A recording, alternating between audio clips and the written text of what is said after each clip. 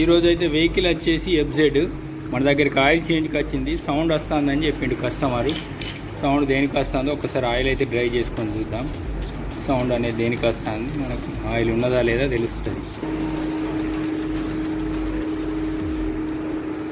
Oil అయితే ఉంది friends, ఎంత ఉందో ఇప్పుడు తెలుస్తుంది.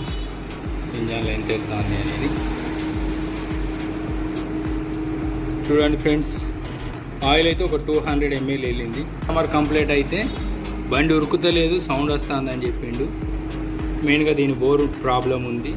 ఆయిల్ ఎందుకు తాగుతుందంటే చూడండి ఫ్రెండ్స్, 1 లీటర్ వెళ్ళేది 250 ml ఆయిల్ వెళ్ళింది.